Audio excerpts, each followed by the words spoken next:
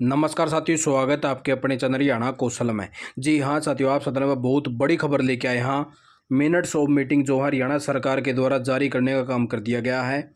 बस जैसा कि आप साथियों को पता ही होगा कि पीछे भी हमने आपको एक वीडियो के माध्यम से जानकारी दी थी कि भारतीय मजदूर संघ और अनुबंधित विद्युत कर्मचारी संघ, तो जितने भी संगठन है तो वहाँ पे पहुँचे थे इस मीटिंग के अंदर, जो चीफ सेक्रेटरी साहब के पास में रखी गई थी।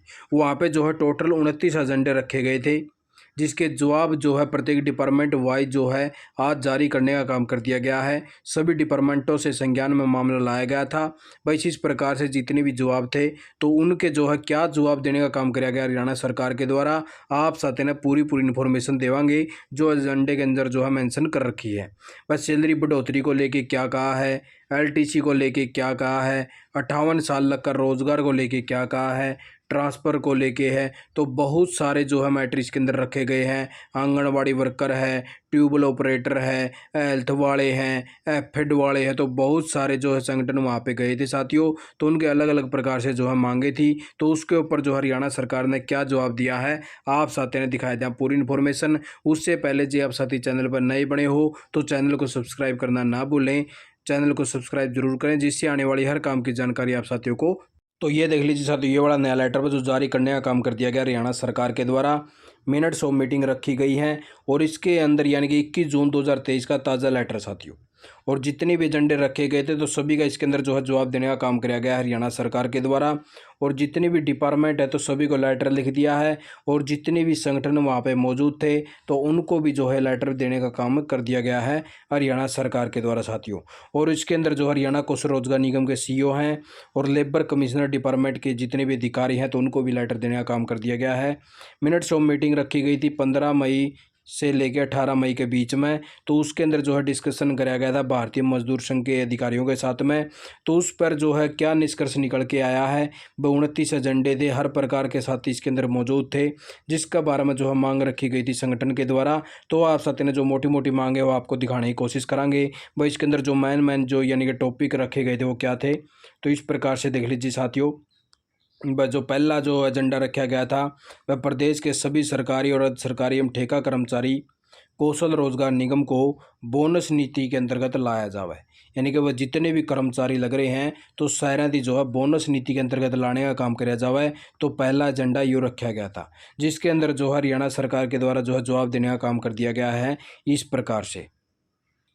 तो इसके अंदर ये देख लीजिए साथियों, भाई इन्फॉर्म कराया गया है भाई जो इन्होंने जो एक्ट बना रखा है 1965 का, तो उसके अंदर साथियों इस प्रकार से जो मेंशन कर रखा है 8.33% लग का यानी कि वेजेस जो बोनस है वो दिया जा इसका कम से कम। और ये जो एम्प्लॉयर हैं तो इनको बेनिफिट दिया जा इसका है। तो ये जो मामला है ये वह लेबर डिपार्टमेंट का मामला था, यानी कि उसका संज्ञान में लाया जाए और उनसे पूछा गया है क्या 8.33% से ज़्यादा जो बोनस दिया जाए इसका है क्या। और इसको देखते हुए इन्होंने जो भाई आगे जो लेबर डिपार्टमेंट है तो वहाँ पे जो है मैटर यानी कि दोबारा से भेजने का काम कर दिया गया है। भाई इसके ऊपर जो है संज्ञान लिया जाए भाई क्या इस प्रकार से जो है बोनस देने का काम कराया जाए इसका साथियों। हरियाणा कौशल रोजगार निगम व पॉलिसी 1 व 2 के कर्मचारियों को 58 वर्ष तक की आयु तक का रोजगार की सुरक्षा दी जावे और सभी को हरियाणा सरकार के नियमों के अनुसार जो है चिकित्सा सुविधा प्रदान करवाई जावे।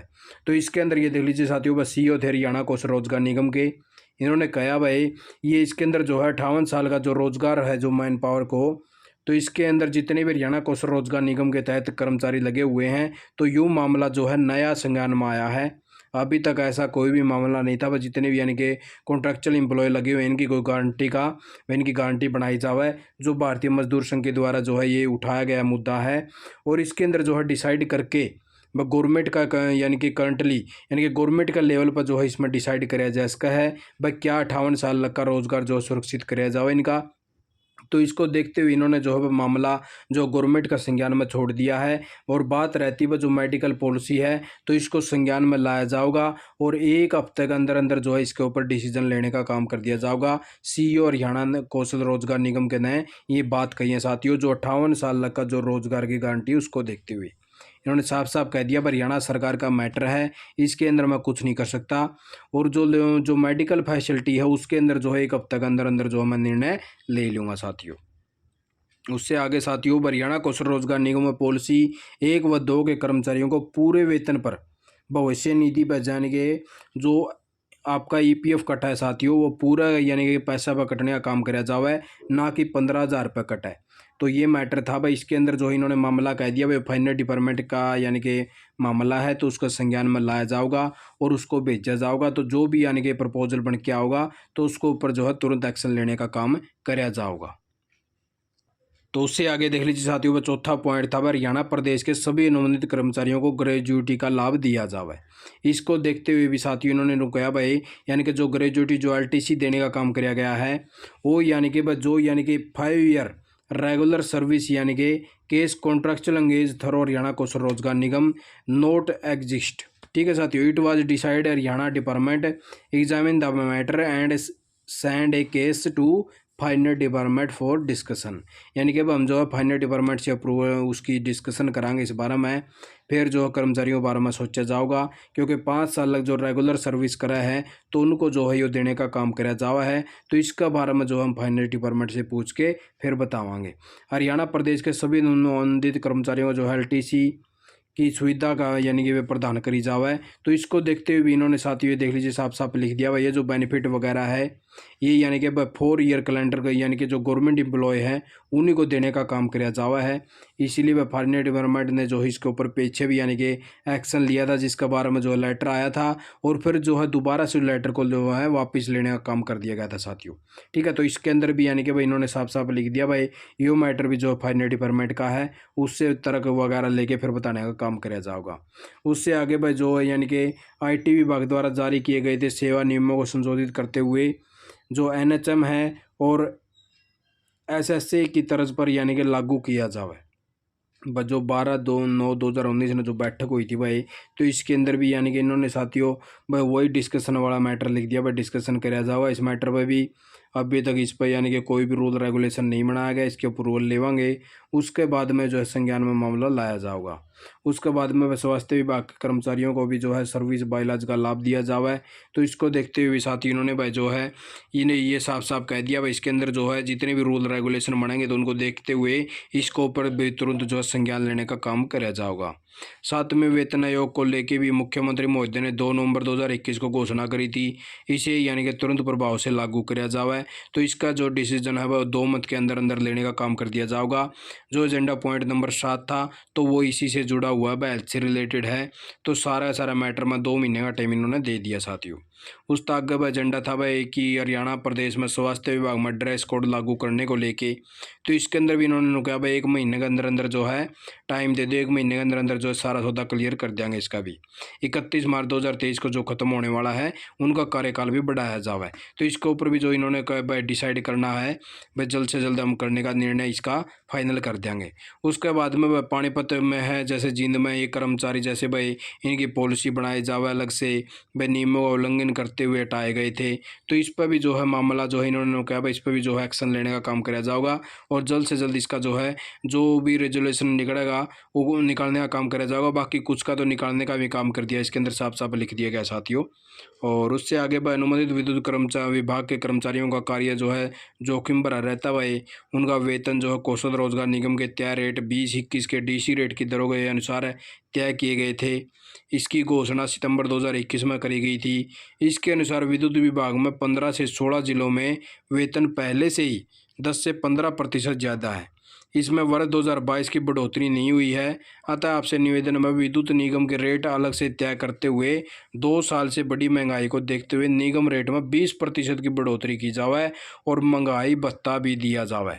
निगम रेट में 5 साल व 10 साल की भांति 15, 20, 25, 30 सालों की सेवा देने वाले श्रमिकों के लिए वेतन वृद्धि का प्रावधान किया जाए। तो इसके अंदर भी साथ इन्होंने कहा भाई ये जो सारा मामला है यानी कि भाई 2021 के अंदर जो है रिवीजन करने का काम किया गया था, और इसके अंदर जो है हम 1 हफ्ते के अंदर अंदर जो है सारा निर्णय ले लेंगे, क्योंकि अभी तक जो है सैलरी बढ़ाने का काम नहीं किया गया हरियाणा कौशल रोजगार निगम के द्वारा।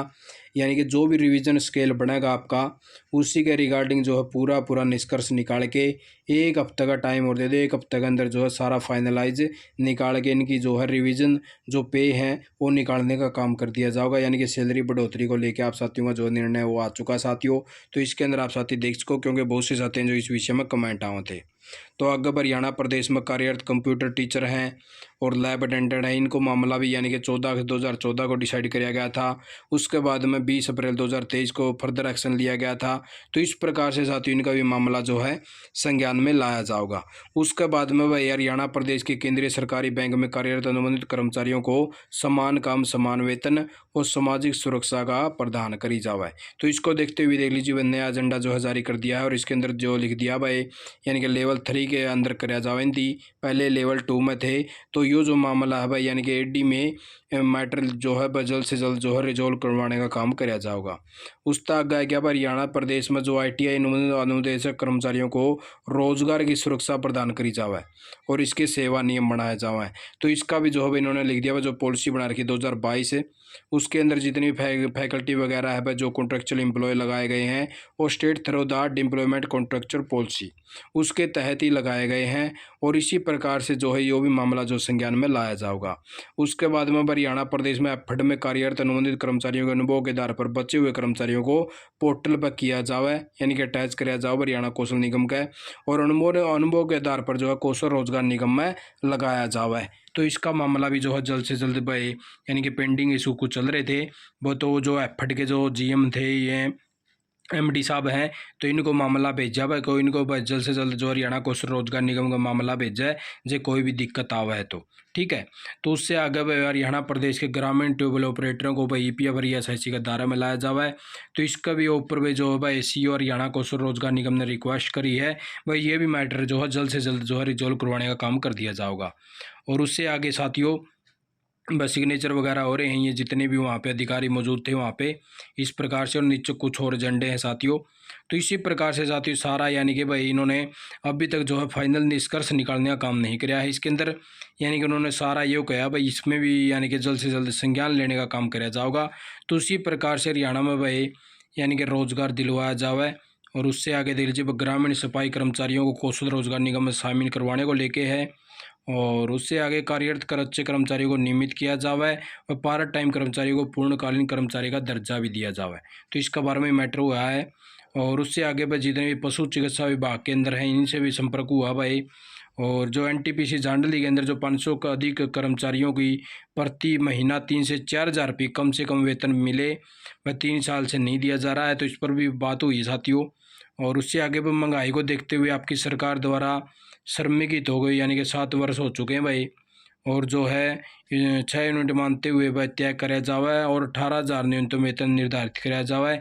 इसका भी मामला इन्होंने कहा जल्द से जल्द जो इस पर संज्ञान लिया जाएगा। तो इसी प्रकार से देख लीजिए साथियों भाई यही कुछ ताज़ा जानकारी आप साथियों ने लेके आए थे, और आप साथियों ने वीडियो देख के आपका बहुत बहुत धन्यवाद। जय हिंद, जय भारत, जय हरियाणा।